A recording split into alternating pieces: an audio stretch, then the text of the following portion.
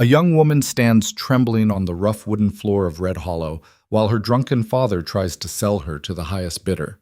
The crowd laughs. No one moves to help. Then a stranger steps forward, not to buy her, but to break every rule this town lives by. This is a story about dignity stolen and reclaimed, about two people who refuse to stay broken. Stay with me until the end, hit that like button, and drop a comment telling me what city you're watching from so I can see how far this story travels. The sun beat down on Red Hollow like a punishment. Dust hung in the air, thick enough to taste, and the wooden buildings leaned slightly as if the whole town had decided long ago that standing straight wasn't worth the effort. It was the kind of place people passed through on their way to somewhere better, except most folks never made it that far. They got stuck. They got tired. They settled for less and called it living. Lena Carter knew that feeling well. She stood outside Macklin's general store with a basket of mending on her hip, squinting against the glare. 22 years old, and already she felt ancient. Her dress was faded calico, patched at the elbows, and her hands were rough from washing other people's clothes.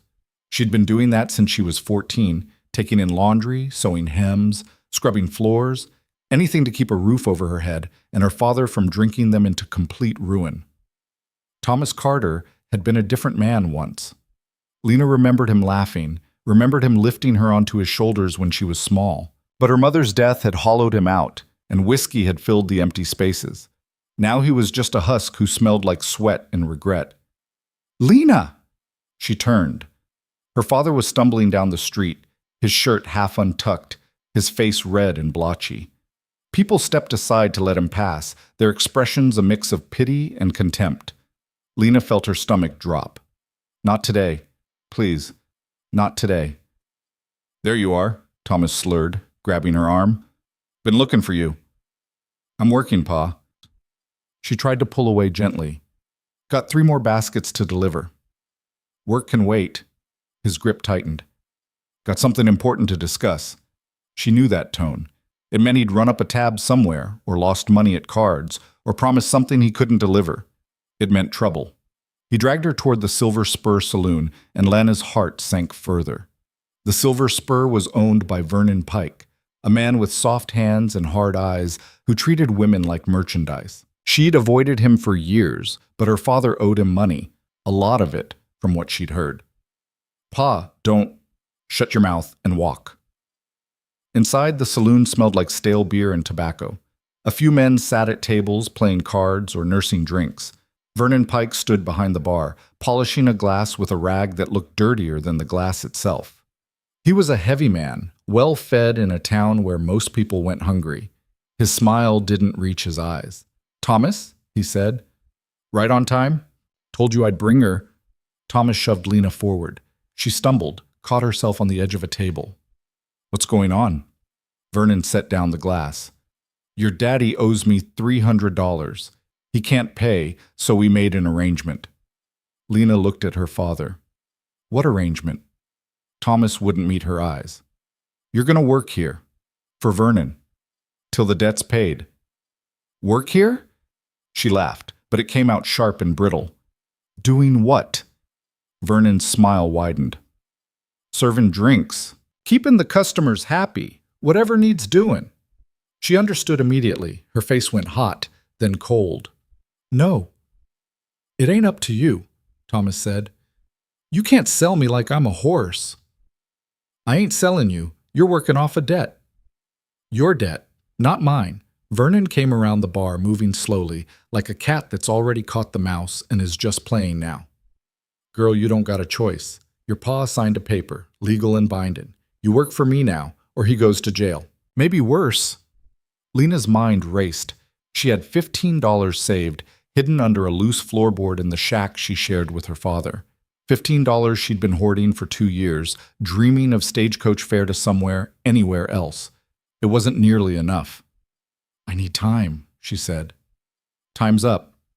Vernon reached for her arm. She jerked back. "Don't touch me."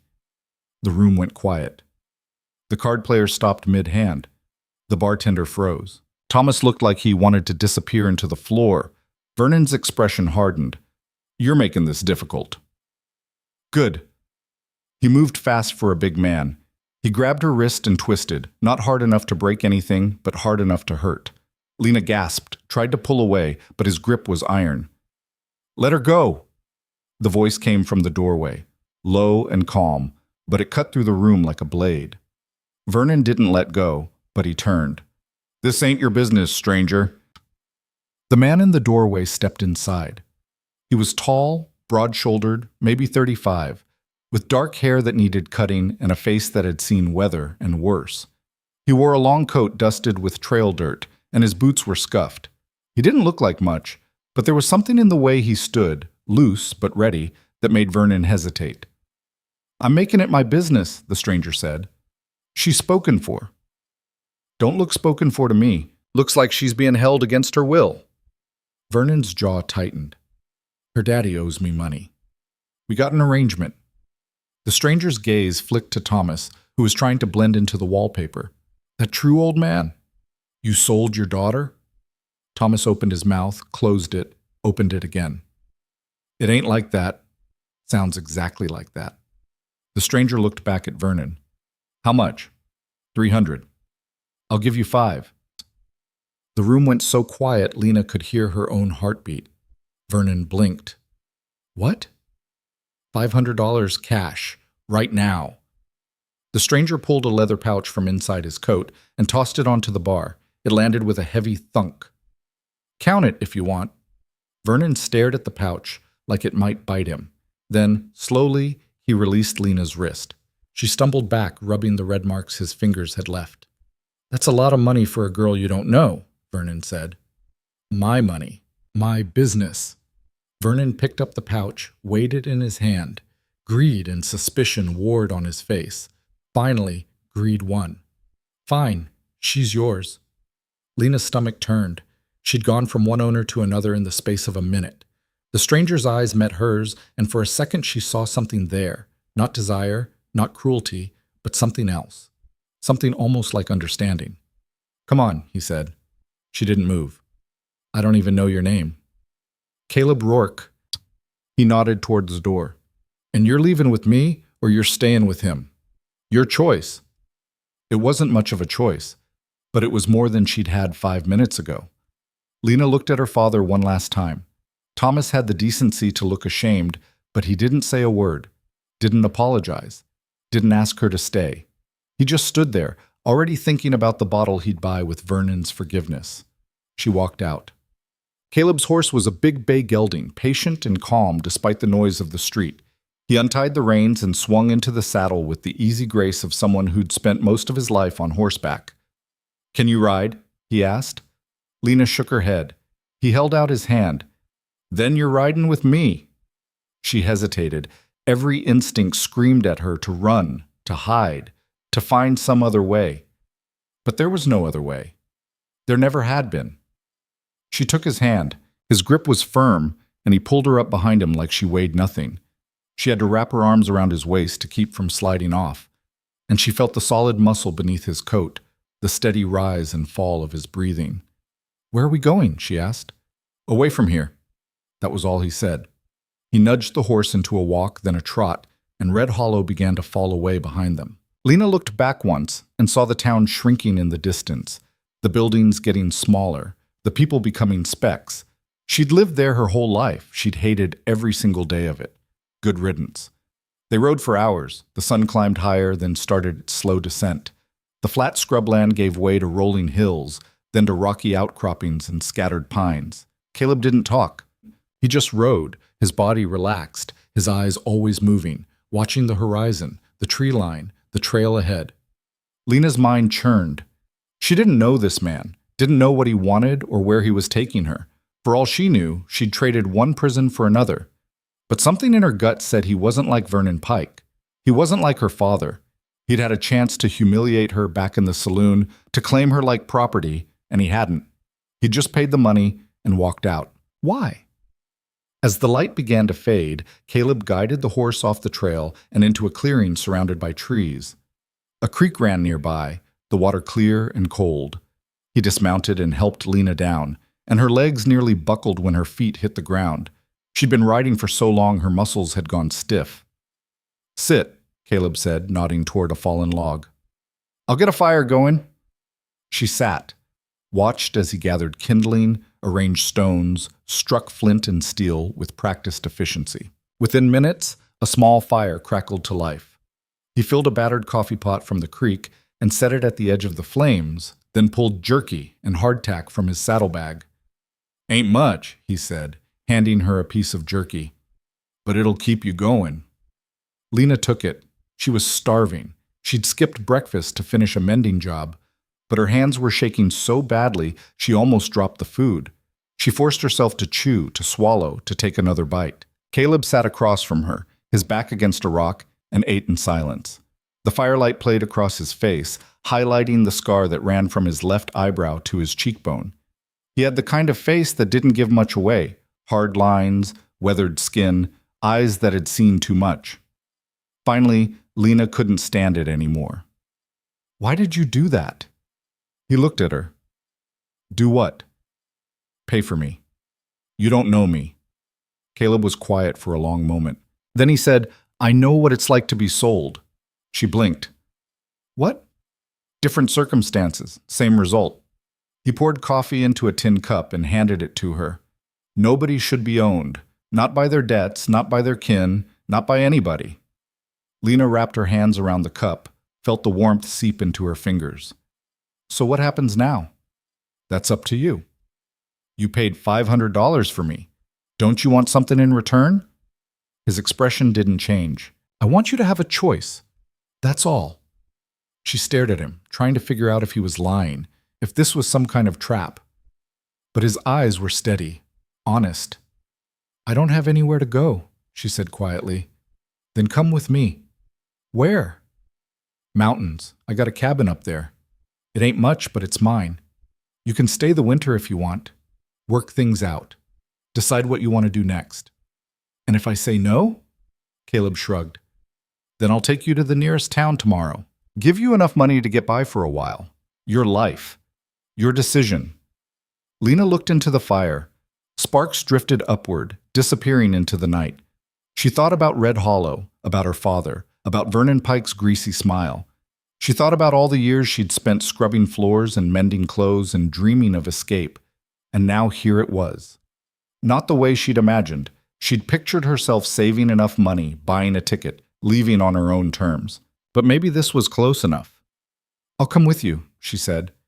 Caleb nodded like he'd expected nothing less. "Get some sleep. We leave at first light." He handed her a bedroll and she spread it out near the fire. She lay down, staring up at the stars through the branches. The night was cold and the ground was hard, and she had no idea what tomorrow would bring. But for the first time in years, she felt something she hadn't felt in a long time: hope.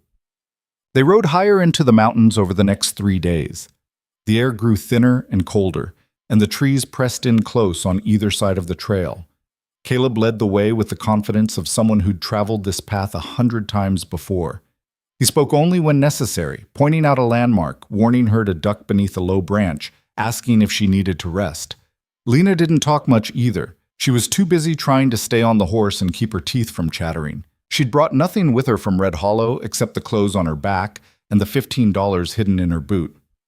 Everything else, the shack, the laundry baskets, the life she'd known, was gone.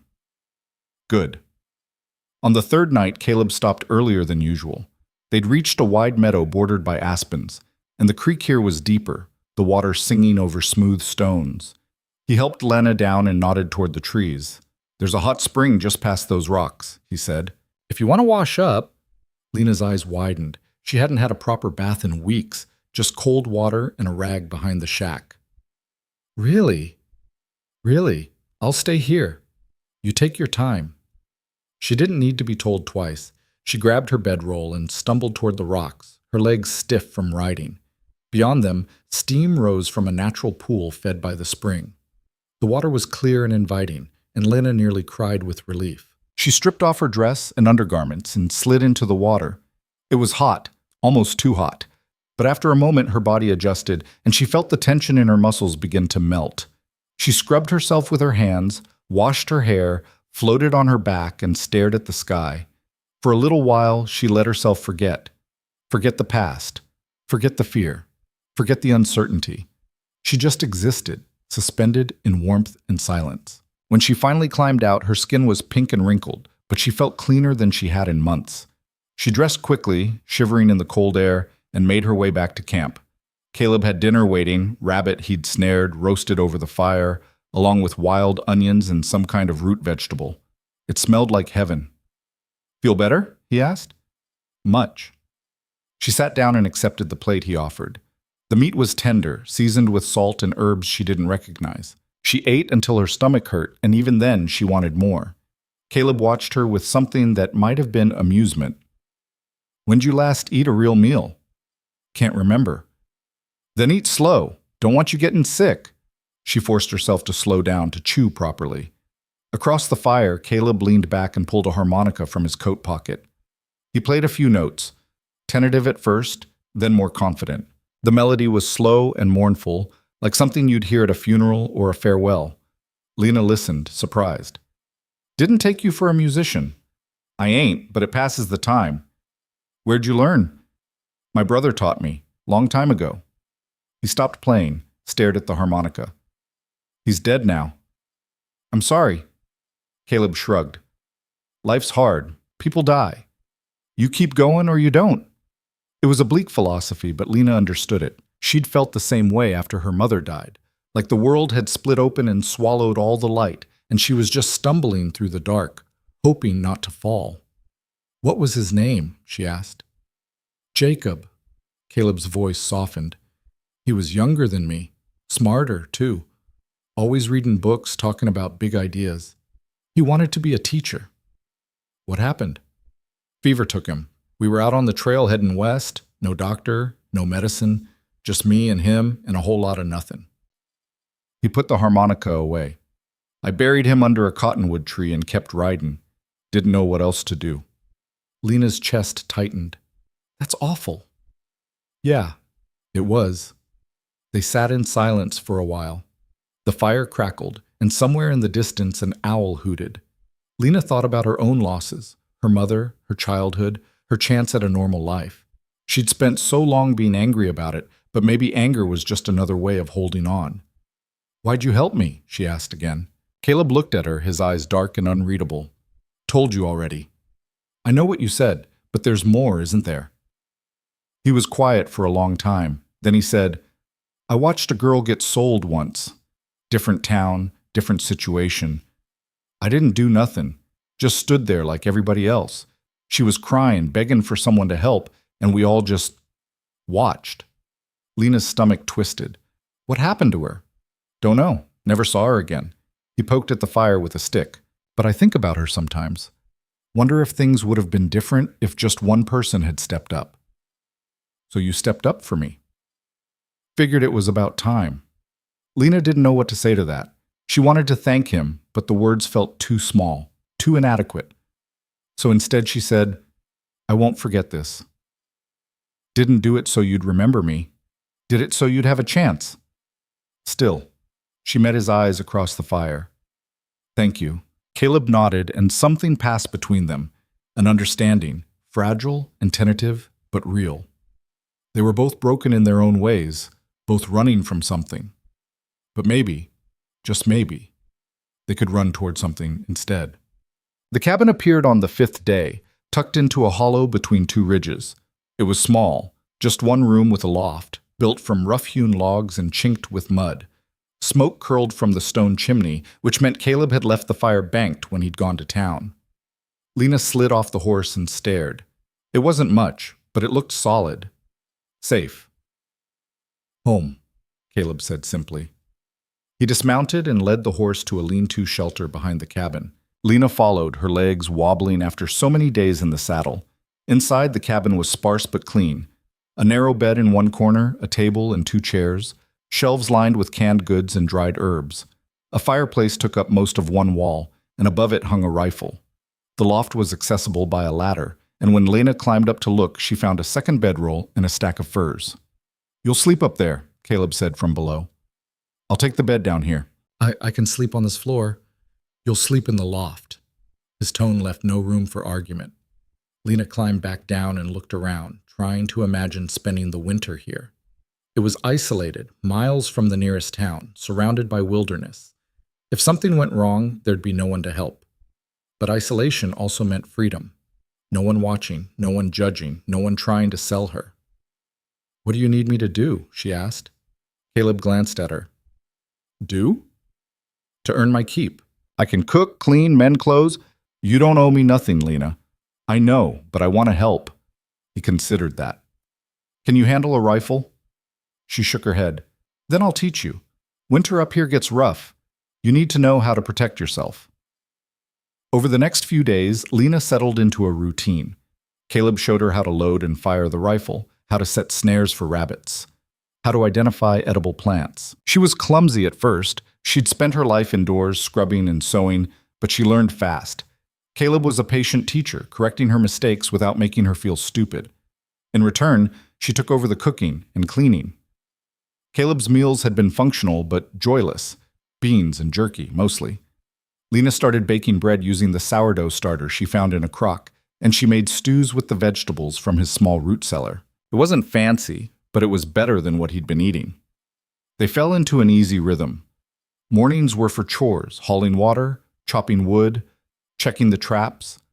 Afternoons, Caleb went hunting or worked on repairs, and Lena practiced shooting or mended clothes. Evenings, they ate by the fire and talked. The talking surprised her. Caleb wasn't much for conversation, but when he did speak, he was thoughtful. He told her about the mountains, about the animals that lived there, about the changing seasons. He told her about his brother, about the places he'd been, about the mistakes he'd made. And Lena slowly started to talk too. About her mother, who died of consumption when Lena was 12. About her father, who'd been a blacksmith once, before the drink took him. About Red Hollow and Vernon Pike, and all the men who'd looked at her like she was something to be used and discarded. "I used to think I was cursed," she said one night. They were sitting outside watching the stars. "Like I'd done something wrong and this was my punishment." "You didn't do nothing wrong," Caleb said. "Then why'd it happen?" "'Cause the world's unfair, 'cause people are cruel, 'cause sometimes bad things just happen, and there ain't no reason for it." Lena pulled her knees to her chest. "That's a depressing way to look at things." "Maybe, but it's true." She thought about that. "So what do you do? The world's unfair and people are cruel. What's the point of trying?" Caleb was quiet for a moment. Then he said, "You try anyway. You find the people who ain't cruel and you hold on to them. You make something good out of the bad. And you don't give up, even when it feels easier to just stop." Lena looked at him. In the starlight, his face was softer, less guarded. "Is that what you're doing? Making something good?" "Trying to." She wanted to ask more, wanted to know what he was running from, what ghosts haunted him. But she didn't. Some wounds were too deep to talk about. She understood that. Instead, she said, "I'm glad you were in Red Hollow that day." "Me too." And for the first time since her mother died, Lena felt like maybe, just maybe, things were going to be okay. The first snow came 3 weeks after Lena arrived at the cabin. She woke to silence, the kind of deep, muffled quiet that only snow can bring. And when she climbed down from the loft, she found Caleb already awake, staring out the window. "How bad is it?" she asked. "Couple inches. It'll melt." He turned from the window, his face unreadable. "But the real snow's coming. Maybe a week, maybe 2. We need to be ready." Over the next few days, they worked without stopping. Caleb reinforced the lean-to where the horse stayed, stacking extra logs against the walls and securing the roof with rope and stones. Lena helped him haul firewood from the forest, her arms aching by the end of each day. They filled every available container with water from the creek before it froze solid. They checked and rechecked their supplies: flour, salt, dried beans, smoked meat. It wasn't abundance, but it would be enough if they were careful. One afternoon, while Caleb was out hunting, Lena explored the small root cellar beneath the cabin floor. It was dark and cold, the air smelling of earth and old potatoes. She found jars of preserves on a shelf, peaches, green beans, something that might have been pickled beets. The labels were faded, the handwriting feminine and careful. When Caleb returned that evening with a deer slung over his shoulders, Lena asked, "Who made the preserves?" He paused in the doorway, snow dusting his coat. "What?" The jars in the cellar. Someone canned those. Caleb set the deer down outside and began the work of gutting and skinning it. His hands moved with practiced efficiency, the knife flashing in the fading light. "Woman who lived here before me," he said finally. "She's gone now." "Gone where?" "Dead." He didn't look up. "Fever, same as my brother. Her husband tried to save her, but..." He shrugged. "He left after she died. Couldn't stand being here without her. Sold me the place for almost nothing." Lena watched him work. "That's sad." "Yeah, it is." "Do you ever think about them when you're here alone?" Caleb was quiet for a long moment. Then he said, "Sometimes, but thinking don't change nothing. They're gone, and I'm here, and that's just how it is." Lena wanted to say something comforting, but she didn't know what. So she went inside and started preparing dinner, leaving Caleb to his work and his ghosts. That night, they ate venison steaks fried in fat, along with boiled potatoes and the last of the wild onions. The meat was tough but flavorful, and Lena ate until she couldn't manage another bite. Across the table, Caleb ate in silence, his movements methodical. "I've been thinking," Lena said, pushing her plate away. "About what?" "About earning my keep." Caleb sighed. "We already talked about this. I know what you said, but I don't like feeling useless." "You ain't useless. You cook, you clean, you help with the chores. That's not enough." She leaned forward. "Teach me more. Teach me to hunt, to trap, to survive out here on my own. If something happens to you, I need to be able to take care of myself." Caleb studied her, his dark eyes unreadable. Then he nodded. "All right, but it ain't going to be easy." "I don't want easy. I want to learn." "Then we start tomorrow."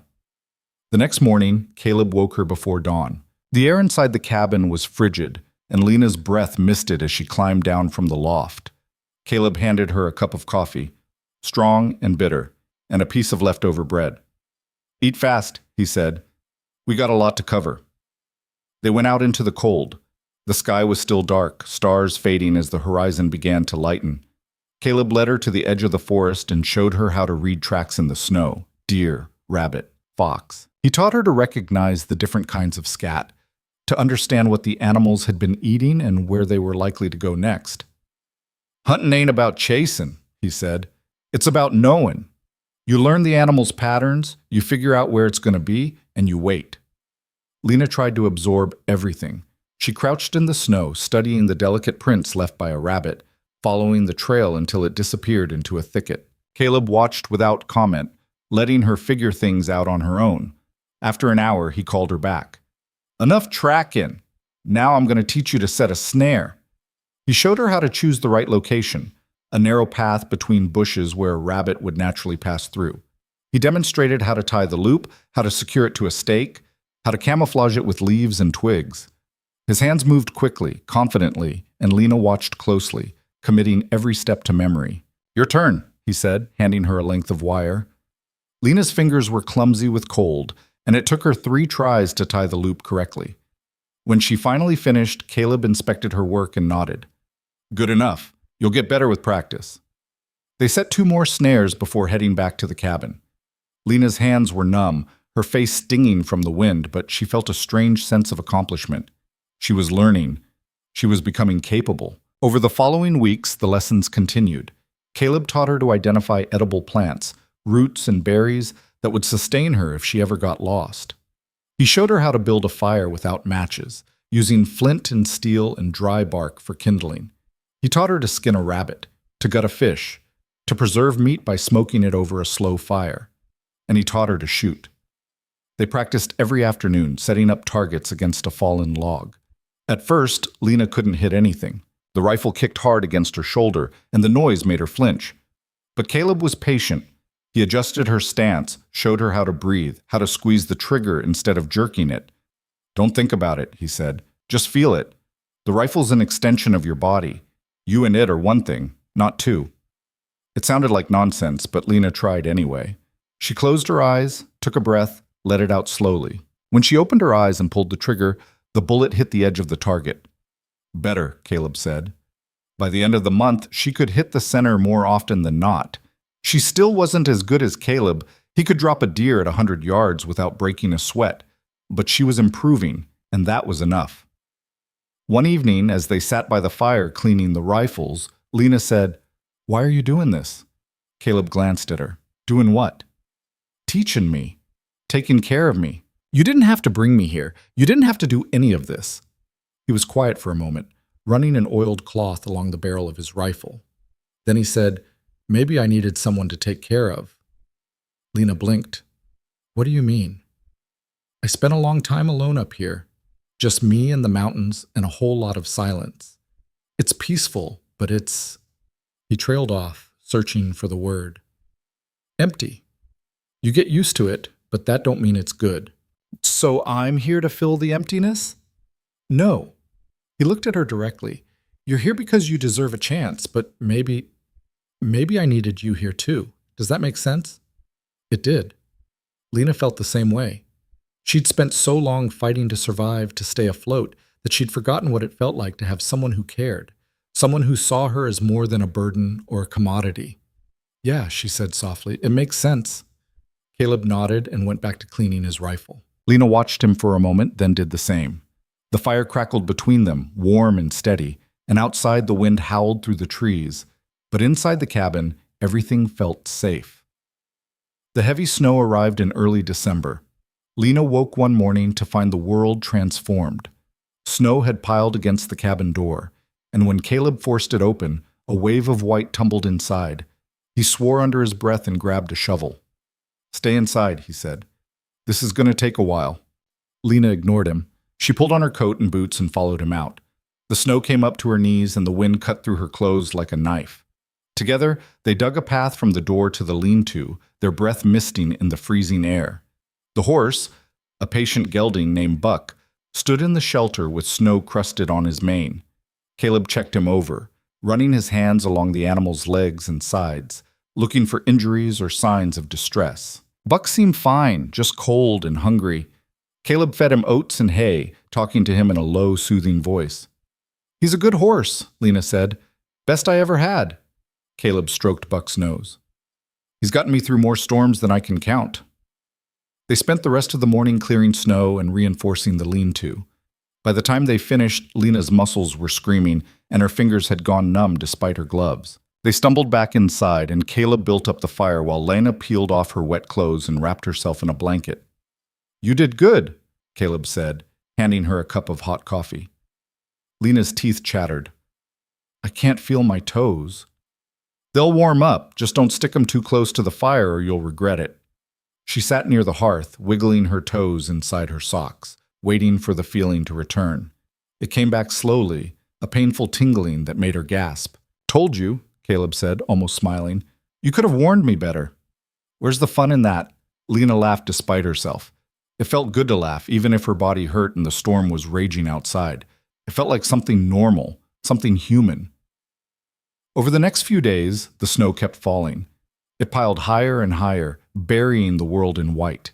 Caleb and Lena took turns keeping the fire going, melting snow for water, rationing their food. The cabin felt smaller with each passing day, the walls pressing in, the silence growing heavier. Lena tried to stay busy. She mended clothes, reorganized the shelves, practiced tying knots with a length of rope. But there were only so many things to do, and eventually boredom crept in. "Tell me a story," she said one night. Caleb looked up from the piece of wood he was whittling. "A story?" "Yeah, about anywhere you've been, anything you've done. I don't care. I just need something to think about besides this storm." He considered that. Then he set down his knife and leaned back in his chair. "All right, you ever heard of the Badlands?" Lena shook her head. "It's a place out east, nothing but rocks and sand and wind. Hottest place I ever been, and the loneliest. I went through there once trying to get to the Missouri River, ran out of water on the second day." "What'd you do?" "Kept walking. Figured I'd either find water or I'd die, and there wasn't much point worrying about which one it'd be." He smiled faintly. "Found a creek on the third day. It was so muddy I could barely see through it, but I drank till I couldn't hold no more. Tasted like dirt and dead fish, but it kept me alive." Lena wrinkled her nose. "That sounds awful." "It was, but it taught me something." "What?" "That you can survive just about anything if you're stubborn enough." Lena thought about that. Is that why you stayed alive? 'Cause you're stubborn? Mostly, and 'cause I didn't know what else to do. He picked up the piece of wood again, turning it over in his hands. After Jacob died, I thought about giving up, just laying down in the dirt and letting the world take me. But I didn't. I kept going, one foot in front of the other, till eventually I ended up here. Do you regret it? Keeping going? Caleb met her eyes. Not anymore. The words hung between them, heavy with meaning. Lena felt her chest tighten, felt something shift inside her that she didn't quite understand. She looked away, focusing on the fire, trying to steady her breathing. Tell me another story, she said quietly. And he did. He told her about the time he got caught in a flash flood, about the night he spent treed by a mountain lion, about the old prospector who'd tried to sell him a map to a non-existent gold mine. The stories were rough and unpolished, full of near misses and bad decisions, but they were real. And Lena listened to every word, grateful for the distraction, grateful for his voice cutting through the silence. When the storm finally broke 5 days later, the world outside was unrecognizable. Snow had drifted higher than the cabin windows, and the trees were bent under the weight of it. Caleb forced the door open and stood in the doorway, surveying the damage. We need to check the lean-to, he said. They waded through the snow, which came up to Lena's waist in places. The lean-to had held, but just barely. One of the support posts had cracked, and the roof sagged dangerously. Caleb swore and grabbed a spare log from the woodpile. Hold this, he said, positioning the log under the sagging section. Lena braced it while Caleb tied it in place with rope. It wasn't a permanent fix, but it would hold until he could make repairs. Buck stood in the corner, shivering slightly, and Lena felt a pang of sympathy for him. Poor thing, she murmured, stroking his neck. He's tougher than he looks, Caleb said, but his voice was tight, and Lena could tell he was worried. They spent the rest of the day digging out paths and reinforcing the shelter. By nightfall, Lena was exhausted, every muscle in her body screaming. She collapsed onto her bedroll in the loft and fell asleep almost immediately. She woke in the middle of the night to the sound of Caleb moving around below. She climbed down the ladder and found him by the fire, fully dressed, pulling on his coat. What's wrong? She asked. Buck's acting strange. I'm going to check on him. I'll come with you. No need. I'm coming. Caleb didn't argue. They grabbed lanterns and went out into the freezing night. The air was so cold it hurt to breathe, and the stars overhead were sharp and bright. Inside the lean-to, Buck was pacing, his ears pinned back, his eyes wide. Caleb approached slowly, speaking in a low voice. Easy, boy, easy. He ran his hands over the horse's body, checking for injuries. When his hand reached Buck's left foreleg, the horse flinched and pulled away. Caleb frowned and crouched down, lifting the hoof. Damn, he muttered. What is it? Abscess in the hoof. Must have gotten bruised when the snow came down. He straightened. It's going to get worse if we don't treat it. What do we need to do? Caleb looked at her, and for the first time since she'd met him, she saw real worry in his eyes. We need to drain it, and we need to keep him warm and off his feet for a few days. If it gets infected... He didn't finish the sentence. Lena's stomach dropped. Will he be okay? I don't know. They worked through the night. Caleb heated water and soaked Buck's hoof, then carefully drained the abscess with a clean knife. The horse fought him, thrashing and whinnying in pain, and it took both of them to hold him steady. Blood and pus oozed from the wound, and the smell was awful. Caleb packed it with a poultice made from herbs and wrapped it in clean cloth. That's all we can do for now, he said, his voice hoarse. We'll check it again in the morning. They stayed with Buck until dawn, taking turns keeping watch. Lena dozed fitfully, waking every time the horse shifted or made a sound. Caleb didn't sleep at all. He just sat with his back against the wall, his eyes on Buck, his face drawn and pale. When the sun finally rose, Caleb checked the hoof again. The swelling had gone down slightly, but the horse was still favoring the leg. Is that good? Lena asked. It's something. Caleb's voice was flat, exhausted. We'll keep soaking it, keep it clean, and we'll hope. Over the next few days, they fell into a new routine. Every few hours, they soaked Buck's hoof and changed the poultice. Lena took over most of the other chores, hauling water, cooking, keeping the fire going, so Caleb could focus on the horse. She could see the strain wearing on him. He barely ate, barely slept. He just sat with Buck, talking to him, stroking his neck, willing him to get better. On the third day, Lena brought Caleb a bowl of stew and forced him to eat. "You're not going to help him by running yourself into the ground," she said. Caleb took the bowl but didn't touch the food. "If I lose him, you won't. You don't know that." "No, but I know you're doing everything you can, and sometimes that's all you got." He looked at her, and something in his expression cracked. "He's all I got left from before I came here, before I built this place. He's the only thing that's been with me through all of it." Lena sat down beside him. "Then we'll save him, together." Caleb nodded, and for the first time in days, he ate. On the fifth day, Buck started putting weight on the injured hoof. It was tentative, cautious, but it was progress. Caleb's shoulders sagged with relief, and he let out a breath he'd been holding for what felt like forever. "He's going to be okay," he said. Lena smiled. "Told you." By the end of the week, Buck was walking almost normally. The abscess had drained completely, and the swelling was gone. Caleb kept him on light duty for a few more days, but it was clear the worst had passed.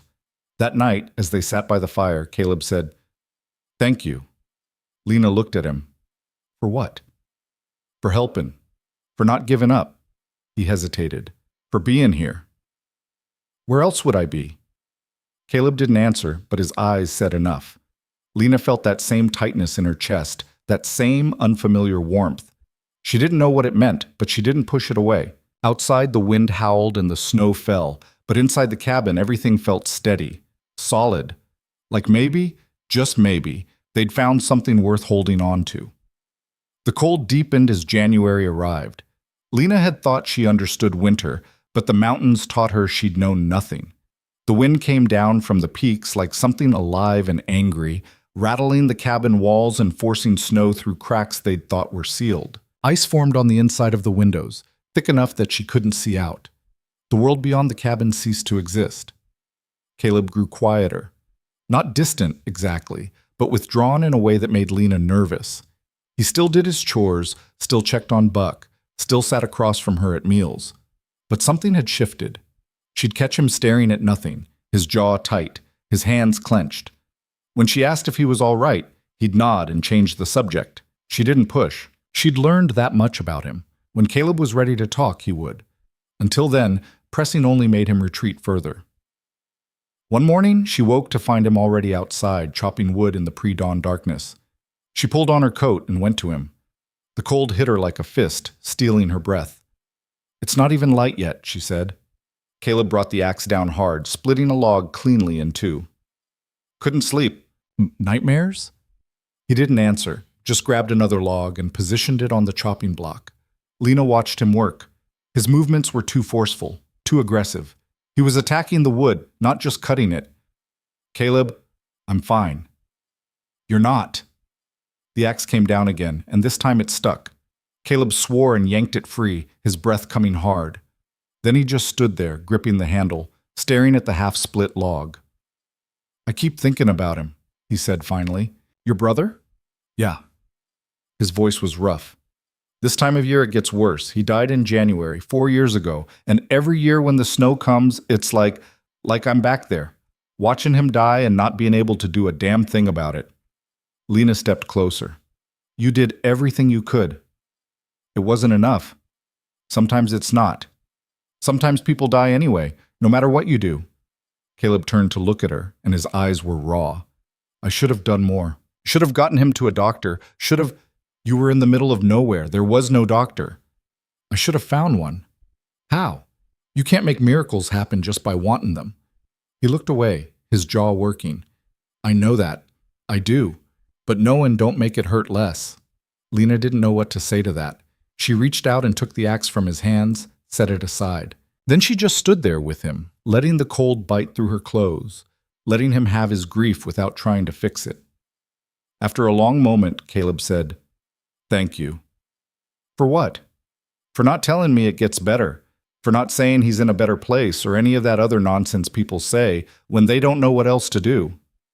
"Does it get better?" "No, you just learn to carry it."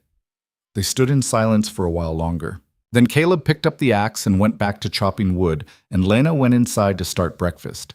But something had shifted between them, a deeper understanding, a shared recognition of pain. They were both carrying things too heavy to put down, and maybe that was enough. Maybe just knowing someone else understood was all either of them needed. 2 days later, the weather turned. The wind picked up until it screamed around the cabin, and the temperature dropped so fast Lena could feel it happening. Caleb checked their supplies and didn't look happy. "We're low on firewood," he said. "How low?" "Enough for maybe 3 days if we're careful. After that," he didn't finish.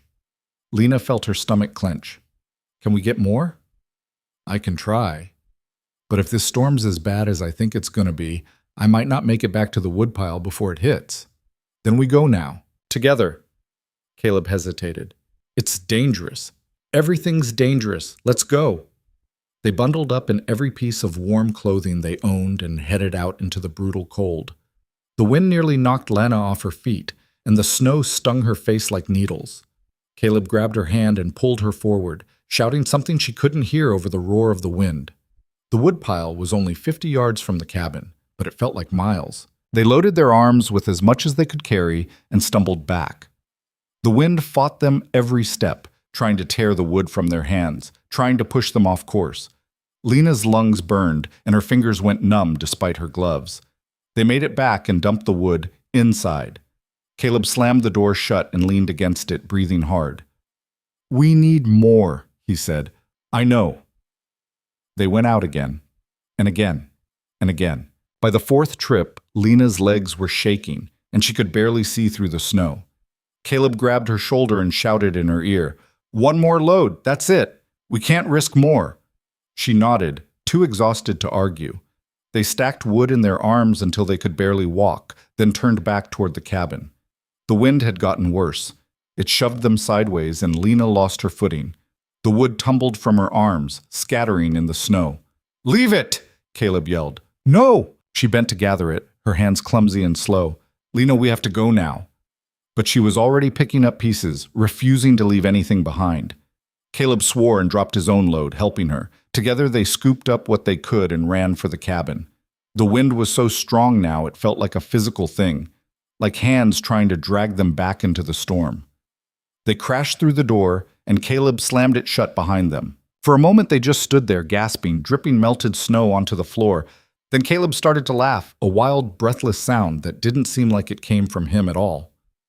"You're crazy," he said. Lena laughed too, even though she couldn't feel her face. "You're the one who came back to help me?" "Yeah. Guess we're both crazy." They stripped off their wet clothes and huddled by the fire, wrapped in blankets, their teeth chattering. Outside, the storm raged with a fury Lena had never experienced. The cabin shook with each gust of wind, and she could hear things slamming against the walls, branches, debris, who knew what else. "Is the cabin going to hold?" she asked. "It's held through worse." But Caleb didn't sound entirely convinced. They sat close to the fire, feeding it carefully, rationing the wood they'd risked their lives to gather. Hours passed. The storm didn't let up. If anything, it got worse. The wind howled like something dying, and the cold seeped through the walls despite the fire. Lena dozed off at some point, her head resting on Caleb's shoulder. When she woke, it was dark outside, and Caleb was still awake, staring into the flames. "You should sleep," she said. "Can't." "Why not?"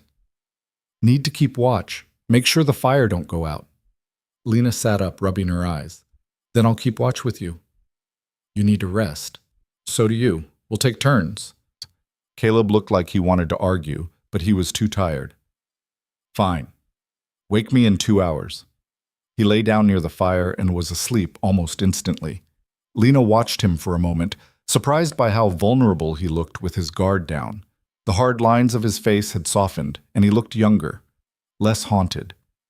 She fed the fire and settled in to wait. The cabin creaked and groaned around her, and the wind never stopped. She thought about Red Hollow, about her father, about Vernon Pike, that life felt like it belonged to someone else now. A different Lena, one who'd been scared all the time, who'd believed she had no choices. This Lena, the one sitting in a mountain cabin during the worst storm she'd ever seen, was different, stronger, not because she wasn't scared, but because she'd learned to do things anyway. When 2 hours had passed, she woke Caleb gently. He blinked up at her, disoriented. "Your turn to sleep," he said, his voice rough. "Fire's still going. We're okay." She lay down in the spot he'd vacated, still warm from his body, and closed her eyes. Sleep came quickly, and for once, she didn't dream. The storm lasted 3 days. By the end of it, their firewood was nearly gone, and their food supplies were running dangerously low.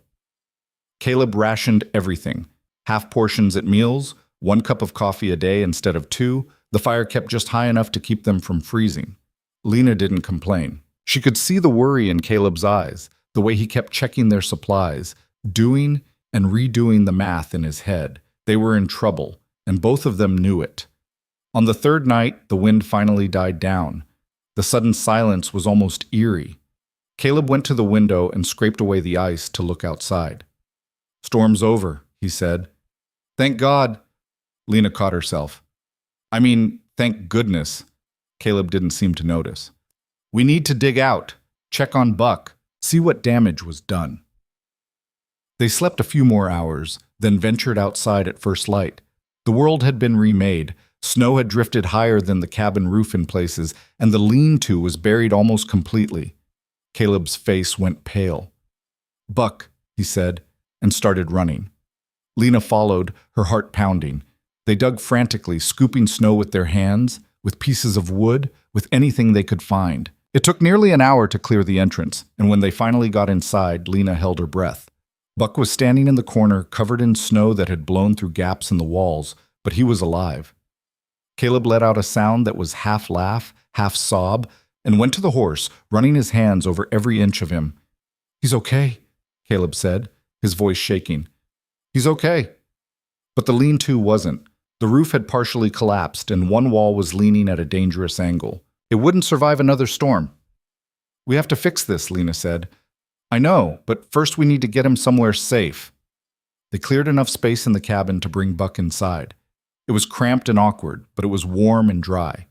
The horse seemed confused at first, but he settled down quickly, content to stand near the fire.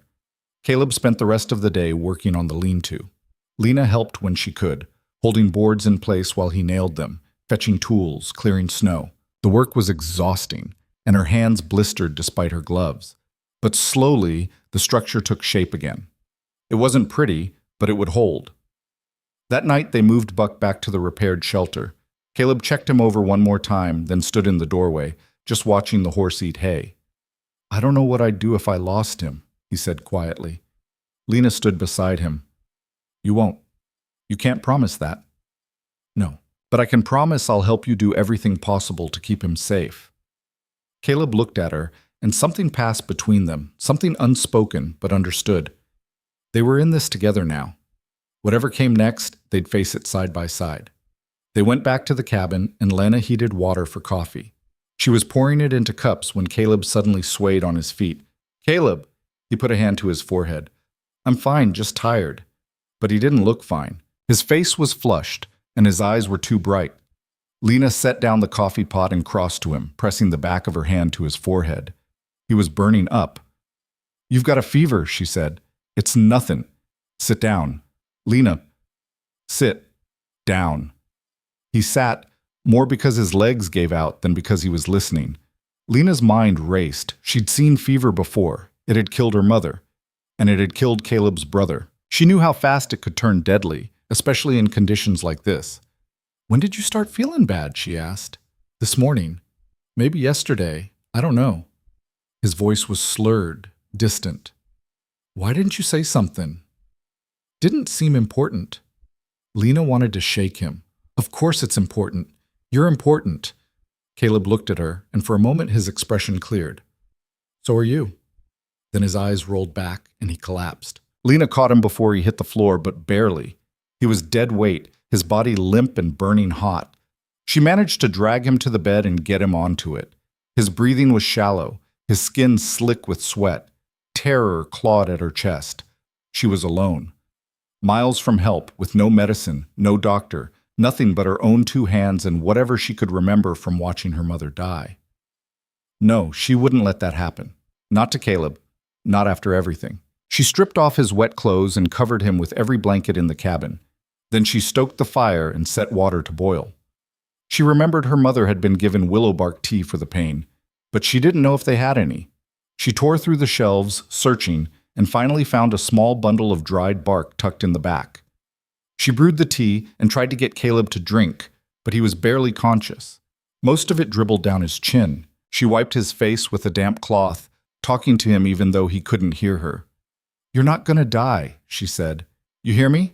You saved my life, and now I'm gonna save yours, so you better hold on." His only response was a low moan.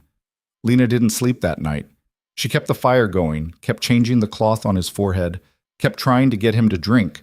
His fever climbed higher, and he started to shake uncontrollably. She piled more blankets on him, climbed into the bed beside him to share her warmth. "Please," she whispered, "please don't leave me here alone." Caleb didn't answer.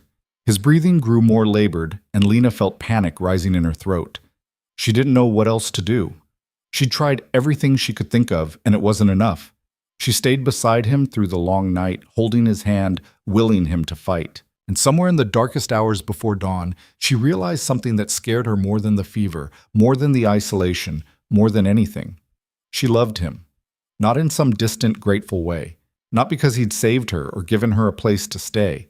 She loved him because of who he was, gruff and quiet and stubborn and kind. Because he'd taught her to survive, because he'd trusted her, because he'd let her see his grief and his fear without trying to hide it. And she couldn't lose him. "Don't you dare die on me, Caleb Rourke," she said fiercely. "Don't you dare!" As if in response, his breathing evened out slightly. The shaking eased. Lena felt his forehead, and though he was still hot, he didn't feel quite as burning as before. She allowed herself a tiny sliver of hope. Over the next 2 days, she barely left his side.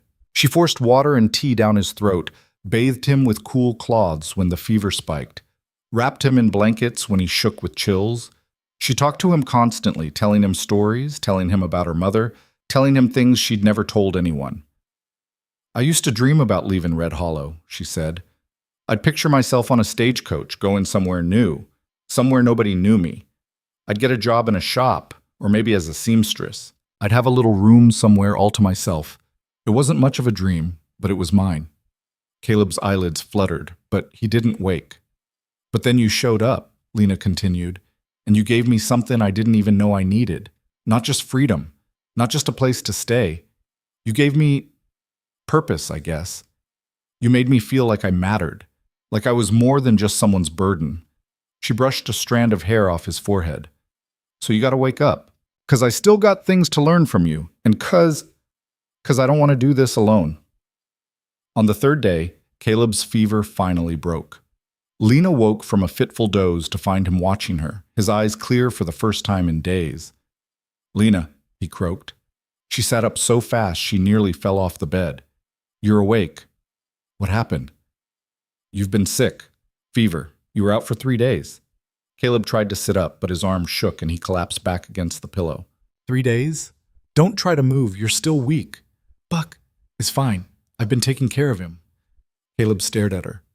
"You did all this yourself?" "Didn't have much choice." "Lena, don't."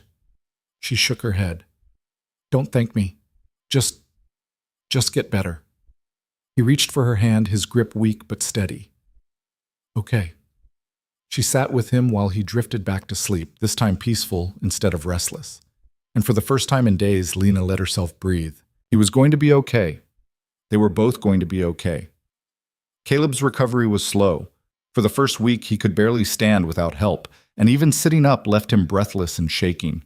Lena took over everything, feeding Buck, hauling water, keeping the fire going, cooking meals from their dwindling supplies.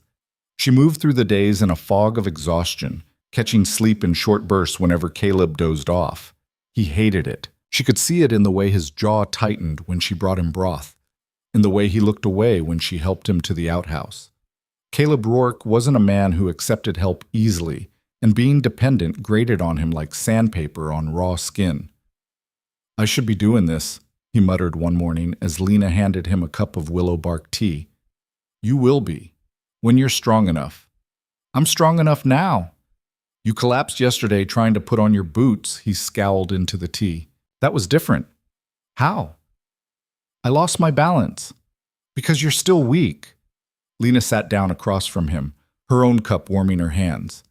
Listen, I know you don't like this, but you spent 3 days burning up with fever, and your body needs time to heal. So drink your tea, eat your meals, and stop trying to be so stubborn. I ain't stubborn, Lena raised an eyebrow. Caleb almost smiled. All right, maybe a little.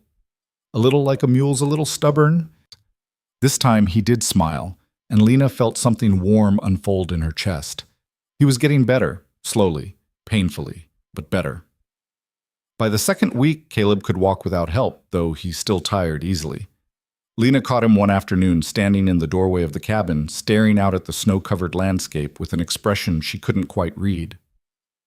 What are you thinking about? She asked. He didn't turn. How close it was. The fever? Yeah, I've been sick before, but never like that. Never where I thought I might actually... He trailed off. Lena moved to stand beside him. But you didn't. Because of you. He finally looked at her and his eyes were serious. I don't remember much, but I remember your voice. You kept talking to me, telling me to hold on, and I did.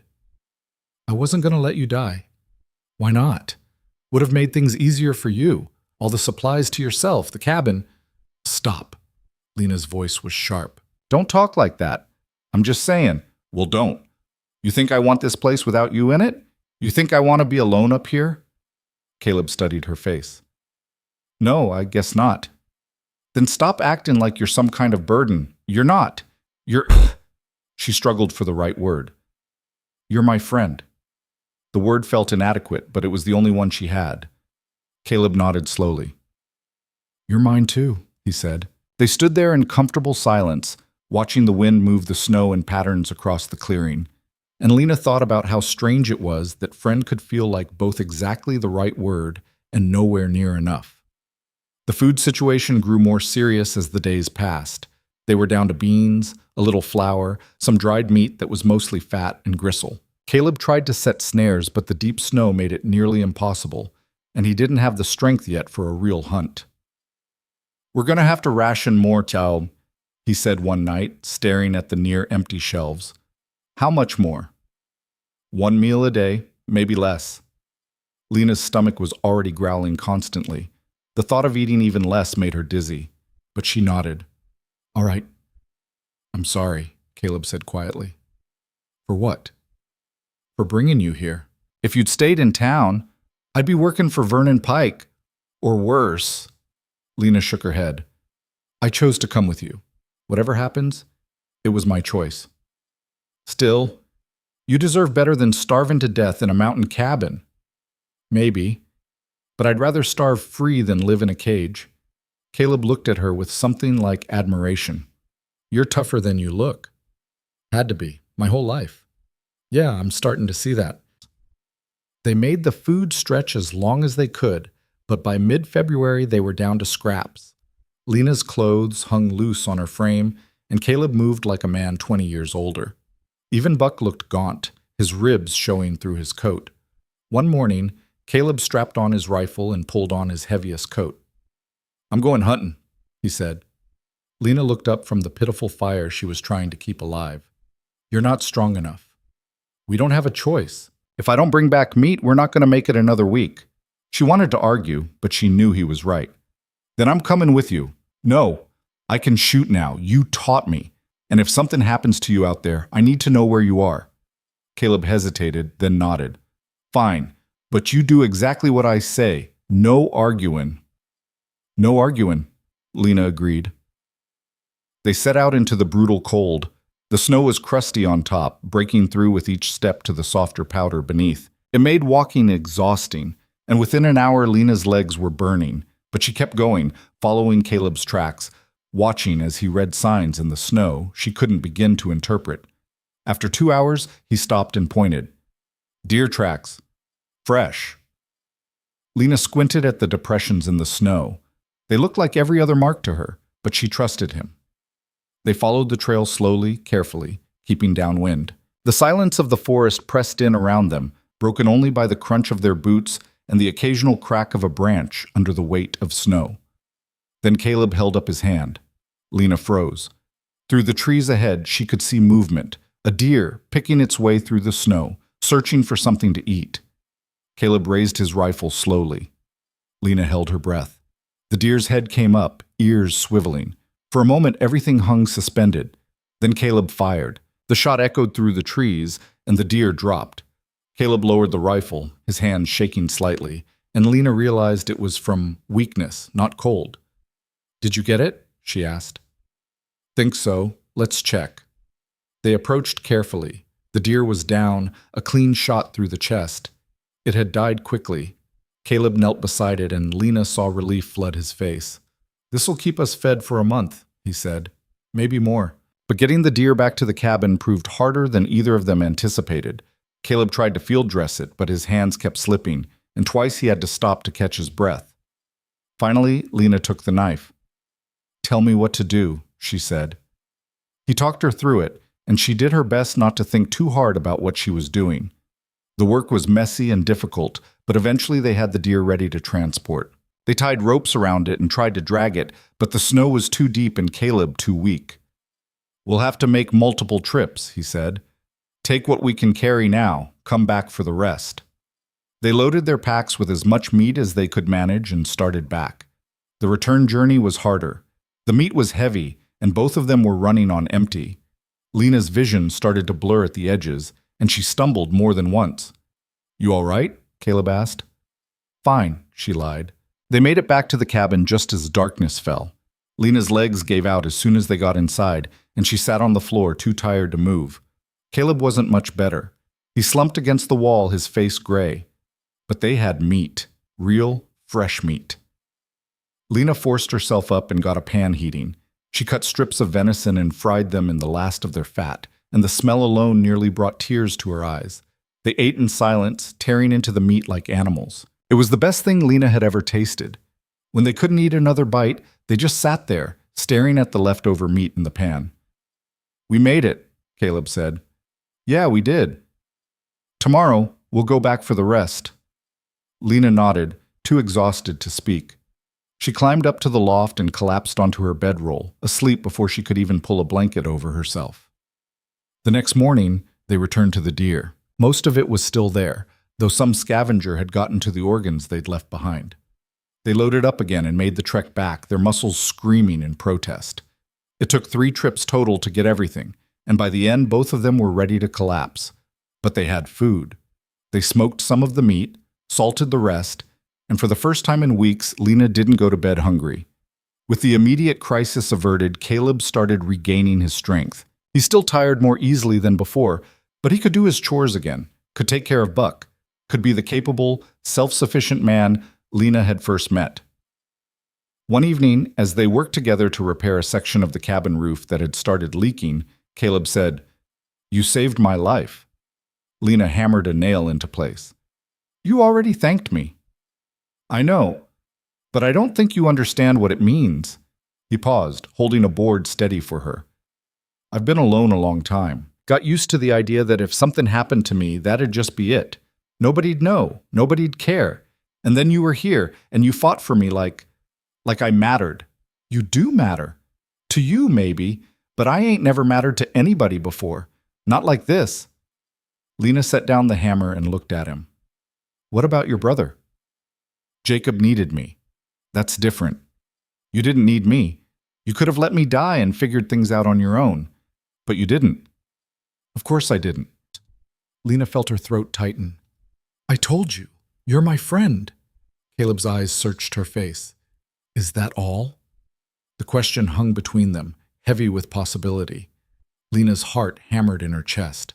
She thought about the night she'd lain beside him, willing him to live. About the fear that had consumed her at the thought of losing him. About the way she felt when he smiled, when he said her name, when he trusted her with his grief and his stories. "No," she said quietly. "That's not all. What is it then?" She didn't have the words, or maybe she had them but was afraid to say them out loud, afraid that giving voice to the feeling would somehow make it fragile, breakable. Caleb reached out and touched her face, his calloused fingers gentle against her cheek. "I know I ain't much," he said. "I'm older than you. I'm broken in ways I don't know how to fix, And I don't have anything to offer except this cabin and a hard life in the mountains. But if you'll have me, if you want this, I'm yours." Lena felt tears prick her eyes. "You really think you're not much?" "I know what I am." "Then you're wrong. You're the best man I've ever known. You're kind and strong, and you make me feel like I'm worth something. Like I'm more than what my father thought I was, more than what Red Hollow tried to make me. When I'm with you, I'm just me, and that's enough." "More than enough," Caleb said, and then he kissed her. It wasn't smooth or practiced. Their noses bumped, and Lena wasn't entirely sure what to do with her hands. But it was real and warm, and it made her feel like she was exactly where she was supposed to be. When they pulled apart, Caleb rested his forehead against hers. "So what do we do now?" "I don't know," Lena said, and she started to laugh. "I've never done this before." "Me neither." "You've never found somebody I wanted to keep," he said. "Never wanted to wake up next to the same person every day for the rest of my life. But I want that with you." Lena's breath caught. "You mean that?" Every word. She kissed him again, slower this time, more sure. And when they finally went back to repairing the roof, everything felt different. The work was the same, the mountain was the same, but they were something new, something neither of them had been before. The days began to lengthen as February turned to March. The worst of winter was behind them, though the cold still lingered. Caleb and Lena fell into a new rhythm, one that included stolen moments and quiet conversations and the simple comfort of being near each other. One night, lying in bed with Lena curled against his side, Caleb said, "Marry me." Lena lifted her head. "What?" "Marry me. I know it ain't conventional, and we don't have a preacher or anything, but I don't care about that. I want you to be my wife." "Caleb, you can say no. I'll understand if you do, but I had to ask." Lena pushed herself up on one elbow, studying his face in the firelight. "You're serious?" "As I've ever been about anything." She thought about Red Hollow, about the life she'd left behind. She thought about her father selling her like livestock, about Vernon Pike's greasy smile, about all the years she'd spent believing she had no value. And then she thought about Caleb teaching her to shoot, about sitting beside him during his fever, about the way he looked at her like she was something precious. "Yes," she said. Caleb blinked. "Yes?" "Yes, I'll marry you." A smile spread across his face, slow and genuine and full of something Lena could only call joy. He pulled her close and kissed her, and Lena felt like she was falling and flying at the same time. "When?" she asked when they broke apart. "Soon as the snow melts enough that we can stand outside without freezing to death." "Who'll marry us?" "We'll marry each other. Don't need nobody else." Lena laughed. "That's not how it works." "It's how it works up here." Caleb brushed a strand of hair from her face. "You and me, standing under the open sky, promising to be together. That's all that matters." And Lena realized he was right. They didn't need a church or a preacher or anyone's approval. They just needed each other and the courage to choose this life, this love, every single day. "All right," she said. "When the snow melts, we'll get married." "When the snow melts," Caleb agreed. They spent the next few weeks preparing. Caleb reinforced the cabin, fixed everything that had broken during the winter, made sure they had enough supplies to last through spring. Lena sewed herself a new dress from fabric she found in a trunk under the bed. Simple calico, nothing fancy, but clean and whole. She felt almost giddy with anticipation, like a girl planning her first dance. "You seem happy," Caleb observed one morning. "I am happy." "Good, you deserve to be." "So do you." He kissed the top of her head. "Then I guess we're both getting what we deserve." By late March, the snow had begun to melt in earnest. Water ran in rivulets down the mountainside, and the first green shoots appeared in sheltered spots. The air smelled different, fresh and alive instead of cold and dead. On a clear morning, when the sun was warm and the sky was impossibly blue, Caleb took Lena's hand and led her outside. They stood in the clearing in front of the cabin, surrounded by melting snow and new growth, and faced each other. "I don't know the right words," Caleb said, "but I know what I feel. I love you, Lena Carter. I love your strength and your stubbornness and the way you never gave up, even when things looked impossible. I promise to take care of you, to stand by you, to be the man you deserve. For as long as I'm breathing, You're mine, and I'm yours. Lena's voice shook when she spoke. I love you too, Caleb Rourke. You saved me in more ways than one, and you gave me a life I never thought I could have. I promise to be your partner, your friend, your wife, to face whatever comes next together. For as long as we're both alive, I choose you.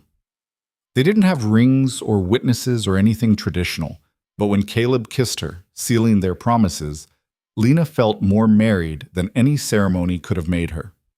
Hello, Mrs. Rourke, Caleb said against her lips. Lena smiled. Hello, husband. They stood there holding each other, listening to the wind in the trees and the distant sound of water running free, and Lena thought about how far she'd come. From a girl being sold on a saloon floor to a woman choosing her own future, from powerless to essential, from owned to free. The mountains had tested them. The winter had nearly broken them, but they'd survived. And now, standing in the spring sunlight with Caleb's arms around her, Lena knew they'd do more than survive. They'd live. Spring came slowly to the mountains, like a cautious animal emerging from its den. The snow melted in patches, revealing brown grass and muddy earth. Ice broke apart in the creek with sounds like glass shattering, and the water ran fast and cold, fed by snowmelt from higher elevations. Birds returned, their songs filling the silence that had dominated the winter months. And with each passing day, the world felt less hostile, less determined to kill them. Lena woke each morning beside Caleb, still half surprised to find him there. She'd grown up believing marriage meant ownership, that a husband was just another kind of master, but this was different. Caleb treated her like a partner, asking her opinion on repairs and plans, teaching her skills without condescension, trusting her judgment. When they disagreed, and they did, about everything from how to store the remaining venison to whether they needed to expand the garden plot, they argued it out until they found something that worked for both of them. You're stubborn, Caleb said one morning after a heated debate about reinforcing the chicken coop they'd decided to build. So are you, Lena shot back. Yeah, but I'm right. You absolutely are not. He grinned at her, and she threw a dish rag at his head. He caught it, laughing, and pulled her close for a kiss. The argument dissolved into something else entirely, and the chicken coop discussion was tabled until later. This was marriage, Lena thought. Not some romantic fantasy where everything was perfect and no one ever fought. It was two flawed people choosing each other every day, even when it was hard, even when they wanted to throttle each other. It was work and compromise and laughter and occasional frustration, and it was better than anything she'd ever imagined. By mid-April, they'd started working on expanding their little homestead. Caleb wanted to plant a larger garden, raise chickens for eggs, maybe even get a milk cow if they could afford one. Lena threw herself into the work, relishing the burn in her muscles, the dirt under her fingernails, the tangible proof that they were building something. They cleared land for the garden, pulling up rocks and breaking up the soil. Caleb showed her how to test the earth, how to know if it would support what they wanted to grow. They built the chicken coop together, arguing good-naturedly about the design until they found a compromise that satisfied them both. And when it was finished, Caleb rode down to the nearest settlement, a 2-day journey, and came back with 6 hens and a rooster in crates strapped to Buck's saddle. The chickens were scrawny and mean-tempered, and the rooster tried to attack Caleb every time he got near. But they laid eggs, and Lena nearly cried the first time she collected them, still warm from the nests. Fresh eggs. After months of dried beans and tough meat, fresh eggs felt like a miracle. We're really doing this, she said to Caleb that night, watching the chickens settle in their new home. Doing what? Building a life. Making something real. Caleb put his arm around her shoulders. Yeah, we are. You ever think about what would have happened if you hadn't been in Red Hollow that day? Sometimes. But it don't do much good thinking about things that didn't happen. I know, but I can't help it. If you hadn't shown up, she trailed off, not wanting to finish the sentence. You would have found another way out, Caleb said. You're too strong to have stayed there forever. I don't know about that. I do. You got a fighter's heart, Lena. I saw it that first day, when you pulled away from Vernon Pike. Most people would have just given up, but you fought, and you've been fighting ever since. Lena leaned into him. I'm tired of fighting. Then stop. You're safe here. You don't have to fight anymore. But even as he said it, Lena knew it wasn't entirely true. Life in the mountains was a constant fight, against the weather, against hunger, against isolation. But it was a different kind of fight. This one she chose. This one she could win. The garden went in during late April. They planted potatoes and beans, carrots and squash. Herbs, Caleb said, would help with cooking and with medicine. Lena worked until her back ached and her hands were raw, and every night she fell into bed exhausted but satisfied. She was creating something. She mattered. One evening, as they sat on the porch watching the sunset, Caleb said, "I got something for you." Lena turned to him. "What?" He pulled a small cloth bundle from his pocket and handed it to her. She unwrapped it carefully and found a ring inside. Simple, made of twisted wire, clearly handmade. "I know it ain't much," Caleb said, suddenly looking uncomfortable. "I made it from some copper wire I had. Thought you should have a ring, even if it's not a proper one." Lena slipped it onto her finger. It fit perfectly. "It's beautiful." "It's just wire. It's beautiful," she repeated firmly. "Because you made it for me." Caleb's expression softened. "You deserve better." "I have exactly what I deserve. I have you." He kissed her then, slow and sweet, and Lena thought about how strange it was that happiness could sneak up on you like this. She'd spent so long just trying to survive that she'd forgotten what it felt like to actually live. But here, in this moment, with Caleb's arms around her and the mountains stretching out before them, she felt alive in a way she never had before. May brought warmer weather and longer days. The garden started to sprout, tiny green shoots pushing through the dark soil. The chickens settled into their routine, the rooster's crow marking each dawn. Buck grazed in the meadow, his coat shining, the injury from winter completely healed. Everything felt full of possibility. But Lena started noticing changes in herself. Her body felt different, tender, sensitive, exhausted in a way that wasn't explained by the work they were doing. Her monthly bleeding didn't come. She tried not to think too hard about what it might mean, but as the weeks passed and the signs became clearer, she couldn't ignore it anymore. She was pregnant. The realization hit her one morning while she was collecting eggs. She stood in the chicken coop holding a warm egg in her hand and felt the world shift beneath her feet. A baby. She was going to have a baby. Terror and wonder warred inside her chest. She'd never thought about being a mother, had never let herself imagine it, not when her own future had seemed so uncertain. And now here it was, happening whether she was ready or not. She told Caleb that night. He was sitting by the fire, mending a harness, when she said, "I think I'm pregnant." But his hands stilled. He looked up at her, his expression unreadable. "You think, or you know?" "I'm pretty sure. My bleeding's late, and I've been feeling strange, and—" She wrapped her arms around herself. "I'm scared." Caleb set down the harness and crossed to her. "Scared of what?" "All of it. Having a baby up here, miles from a doctor, not knowing what to do. Being a mother when I had such a terrible example of what parents should be." "Hey!" He cupped her face in his hands. "Listen to me. You're nothing like your father. Nothing. And we'll figure this out, same as we figured out everything else." "But what if something goes wrong? What if I can't do this?" "You can do this. You're the strongest person I know."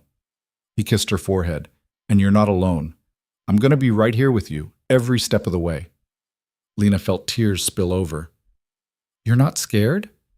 "I'm terrified," Caleb admitted. "But I'm also happy. We're going to have a family, Lena. A real family." She let him hold her, let herself cry, let the fear and the joy mix together until she couldn't tell them apart. And when she finally pulled back, she felt steadier. Caleb was right. They'd survived winter, sickness, near starvation. They could survive this too. The pregnancy progressed through the summer. Lena's body changed in ways that fascinated and frightened her. Her belly swelled and she felt the baby move. Small flutters at first, then stronger kicks that made her gasp. Caleb was endlessly patient, rubbing her back when it ached, bringing her water when the heat made her dizzy, talking to her belly when he thought she wasn't paying attention. "You're going to be a good father," Lena said one evening. Caleb looked up from where he was kneeling beside her, his hand on her stomach. "You think so?" "I know so. I don't know the first thing about babies." "Neither do I. We'll learn together." He smiled and pressed a kiss to her belly. You hear that?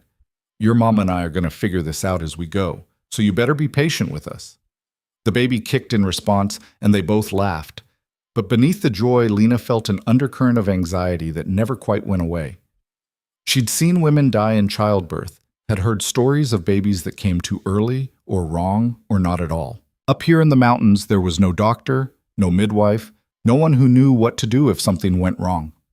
It would be just her and Caleb, and whatever knowledge they could cobble together. Caleb seemed to sense her worry.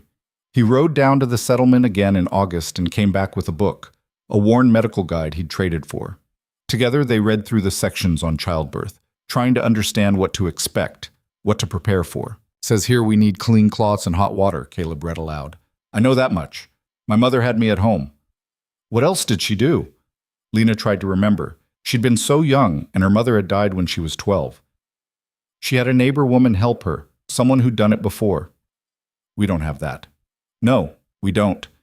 Caleb closed the book. "Then we'll do it ourselves. We've done everything else ourselves." Lena nodded, trying to feel as confident as he sounded. But late at night, when she couldn't sleep because the baby was pressing on her ribs or her back hurt too much, the fear crept back in. She thought about her mother dying of consumption, about Caleb's brother dying of fever, about all the ways the body could betray you. She thought about dying and leaving Caleb alone. "Stop thinking so loud," Caleb murmured one night, pulling her close. "How do you know I'm thinking?" "I can feel it. You get all tense." Lena sighed. "I'm scared." "I know." "What if something goes wrong?" "Then we'll deal with it, but nothing's going to go wrong. You're strong and healthy, and we've got time to prepare. We're going to be fine." "You can't promise that." "No, but I can promise I'll be with you, no matter what happens. And I can promise I love you more than anything in this world." Lena turned in his arms, burying her face against his chest. "I love you too." "Then hold on to that. When you get scared, remember you're not alone. Remember we chose this. And remember that whatever comes, we face it together." His words became a kind of mantra for her. When the anxiety threatened to overwhelm her, she repeated them to herself. "We face it together. We face it together." By September, Lena was too pregnant to do much physical work. Her belly was enormous, and she tired easily. Caleb took over most of the chores, insisting she rest, but Lena hated feeling useless. She took to sitting on the porch, mending clothes or shelling beans, anything to keep her hands busy. The garden had done well. They harvested potatoes and carrots, beans and squash, more than enough to last through the winter. Caleb built shelves in the root cellar and showed Lena how to store everything properly. They canned what they could, using the jars from the couple who'd lived here before, and Lena felt a strange connection to that unknown woman. She'd lived here, worked here, tried to make a life in these mountains, and she'd failed in the end. But Lena was determined not to. One afternoon in late September, Lena felt the first contractions. They were mild at first, just a tightening across her belly that made her pause in her work. She didn't say anything to Caleb, not wanting to worry him. But as the day wore on, they got stronger and more frequent. By evening, she couldn't hide it anymore. Caleb took one look at her face and went pale. "It's time?" he asked. "I think so." He moved into action immediately, building up the fire, boiling water, laying out clean cloths. Lena tried to help, but another contraction hit, and she had to grip the edge of the table, breathing through it. "How long between?" Caleb asked. "I don't know. 10 minutes? 15? "The book said first babies take a long time. Could be hours yet." "That's comforting," Lena said through gritted teeth. Caleb helped her to the bed and propped pillows behind her. "What do you need?" "For this to be over." "Anything I can actually give you?" Lena almost laughed. "Water. And stay close?" "I'm not going anywhere." He pulled a chair beside the bed and took her hand. And as the contractions grew stronger and closer together, he sat with her, rubbing her back, offering her sips of water, talking to her to distract her from the pain. "Tell me a story," Lena gasped between contractions. "What kind of story?" "I don't care. Anything. Just talk." So Caleb talked. He told her about the time he and Jacob had gotten lost in a cave system and had to feel their way out in the dark. He told her about a snowstorm so bad he'd had to shelter in a hollowed-out tree trunk for 2 days. He told her about learning to play the harmonica, about the first time he'd successfully hunted a deer, about 1,000 small memories that added up to a life. And Lena listened, gripping his hand, riding the waves of pain. Time lost meaning. The contractions came faster, harder, until they were almost continuous. She felt like she was being torn apart from the inside, and she screamed with it, past caring about dignity or restraint. "I can't do this," she sobbed. "You can. You are." "I can't. You're the strongest person I know. You survived Red Hollow. You survived winter. You survived everything life threw at you. You can survive this. Caleb, I love you, and you can do this." The pain reached a crescendo, and Lena felt something shift. An overwhelming urge to push consumed her, and she bore down with everything she had. Caleb moved to the foot of the bed, his face white but determined. "I see the head," he said, his voice shaking. "Keep going. You're almost there." Lena pushed again and again, until she thought she might die from the effort. And then, suddenly, there was release. A cry filled the cabin, thin and reedy, but unmistakably alive. "It's a girl," Caleb said, and his voice broke. "Lena, we have a daughter." He wrapped the baby in a clean cloth and brought her to Lena. She was tiny and red-faced, her eyes squeezed shut, her fists waving in the air. Lena took her with trembling hands and looked down at this impossible little person she and Caleb had made. "Hello?" she whispered. The baby opened her eyes, dark like Caleb's, and seemed to look right at her. And Lena felt something crack open inside her chest, something so huge and terrifying and wonderful that she couldn't begin to name it. "She's perfect," Caleb said, sitting on the edge of the bed, his arm around Lena. "She is. What should we call her?" Lena thought about it. "Rose, for new beginnings." "Rose," Caleb repeated softly. He touched the baby's tiny hand, and her fingers curled around his. "Hello, Rose. I'm your papa." Lena watched them together, her husband and her daughter, and felt tears stream down her face. Happy tears for once. Grateful tears. They'd made it. All three of them. The first few weeks with Rose were harder than Lena had anticipated. The baby cried constantly, and Lena was exhausted from lack of sleep and the demands of nursing.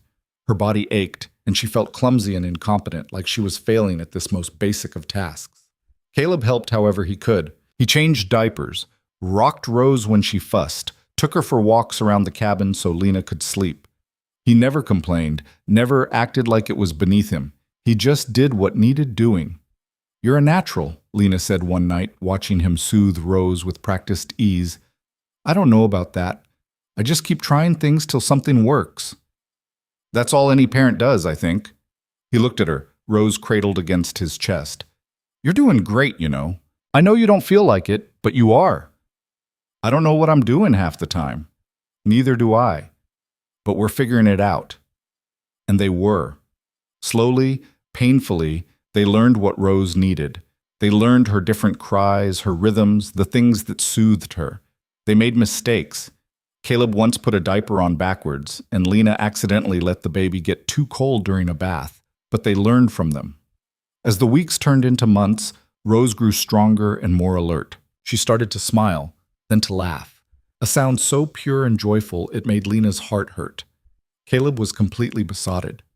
He talked to Rose constantly, telling her about the mountains, about the animals, about everything he saw and did, and Rose watched him with wide eyes, as if she understood every word. Winter came again, but this time they were prepared. Their stores were full, the cabin was tight and warm, and they had each other. The cold months passed more easily than the year before, punctuated by Rose's milestones, her first tooth, her first time rolling over, her attempts at babbling that sounded almost like words. One night in January, almost exactly a year after Caleb's fever, Lena woke to find him standing by Rose's cradle, just watching her sleep. "You all right?" Lena whispered. Caleb nodded. "Just thinking." "About what?" "About last year, about how close I came to dying, and how if I had, I'd have missed all this." He looked at Lena. "I'd have missed her." Lena got up and went to him, slipping her arm around his waist. "But you didn't die. You're here. Because of you. We saved each other, I think." Caleb pulled her close, and they stood together in the quiet darkness, watching their daughter sleep. Outside, the wind howled and the snow fell, but inside, everything was warm and safe. Spring arrived again, and with it came a sense of completion. The garden went in, bigger than before. The chickens laid eggs. Buck grazed contentedly in the meadow. Rose learned to sit up, then to crawl, her chubby hands slapping against the wooden floor as she explored every corner of the cabin. One afternoon in May, Caleb came in from working on a new project, a shed for storing tools, and found Lena sitting on the floor with Rose, laughing as the baby pulled herself up using the edge of a chair. "She's going to be walking soon," he said. "I know. Everything's happening so fast." Caleb sat down beside them, and Rose immediately crawled into his lap, babbling happily. "You ever think about Red Hollow anymore?" Lena considered. "Not really. It feels like that happened to someone else, like that wasn't even me." "In a way it wasn't. You're different now." "So are you." "Yeah, I am." He kissed the top of Rose's head. "I used to think I'd spend my whole life alone up here. Thought that was what I deserved after Jacob died. But then you showed up and changed everything." "I didn't do anything. You're the one who paid for my freedom. And you're the one who taught me I didn't have to be alone, that I could have this." He gestured around the cabin, at the home they'd built, the life they'd created. "I never thought I'd be happy again. But I am." Lena leaned her head on his shoulder. "Me too." They sat like that for a long time, Rose playing between them, the afternoon sun streaming through the windows.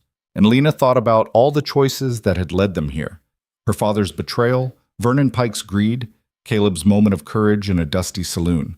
Any one of those things could have gone differently, and this life, this perfect, imperfect, hard-won life, would never have existed. But it had gone this way. And she was grateful. As summer deepened, they talked about the future, about maybe getting a milk cow, about expanding the cabin to give Rose her own room as she grew, about the possibility of other children, though Lena wasn't ready for that yet, about whether they should make the trip down to the settlement more regularly so Rose could be around other people. "I don't want her growing up completely isolated," Lena said. "I want her to know there's a whole world out there. We can do that. Maybe make a trip every few months. Let her see other kids, other families." "But we stay here? This is still home?" Caleb pulled her close. "This is always home." In August, they made their first trip down to the settlement as a family. It was a long journey with a toddler, but Rose seemed to enjoy the adventure, pointing at everything with delight. The settlement was small, just a few buildings clustered around a general store and a blacksmith, but it felt enormous after so long in the mountains. People stared at them. Lena was used to that. She'd been stared at her whole life, but the stares were different here. Curious rather than cruel. A few women approached, cooing over Rose, asking Lena questions about her age and her name. "She's beautiful," one woman said. "How old?" "Almost a year," Lena said, holding Rose a little tighter. "And you're up in the mountains? That must be hard with a little one." "We manage." The woman smiled. "I'm sure you do. You look like a strong family." A strong family. Lena turned the words over in her mind as they walked back to where Caleb was loading supplies onto Buck. She'd never thought of herself as part of a family before. Not a real one, anyway. But that's what they were. The three of them against the world. That night, camped halfway back to the cabin, Caleb built a fire and Lena put Rose to sleep in a makeshift bed of blankets. They sat close to the flames, listening to the night sounds of the forest. "That woman today," Lena said. "She called us a strong family." "We are." "I know, but it's still strange to hear it, to think of myself that way." Caleb took her hand. "You're a wife and a mother and the strongest person I know. If that ain't family, I don't know what is." Lena squeezed his fingers. "Thank you." "For what?" "For giving me this. For believing I was worth saving." "You saved yourself, Lena. I just gave you the chance." "Then thank you for the chance."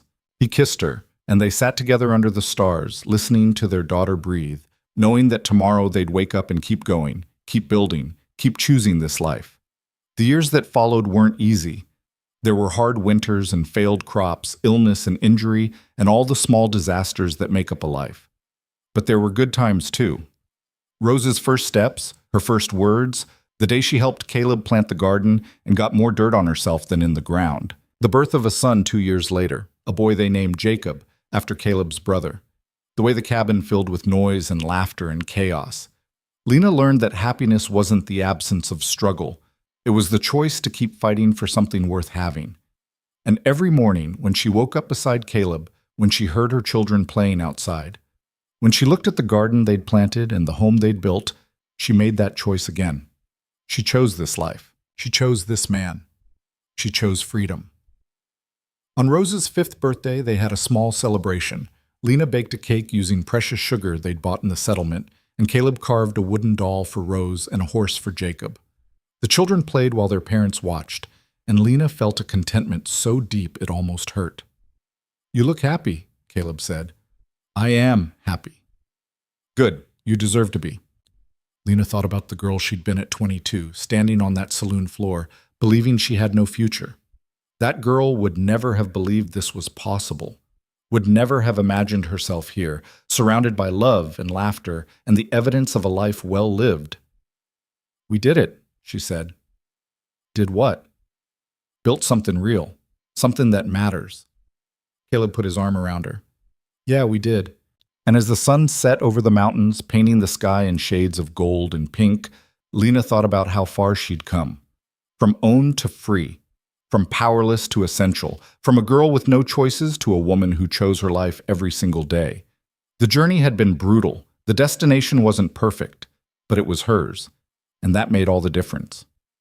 Years later, when Rose was grown with children of her own, she asked Lena about the beginning, about how she'd met Caleb, about the choice to leave everything behind. "Were you scared?" Rose asked. Lena thought about it. "Terrified. But I was more scared of staying."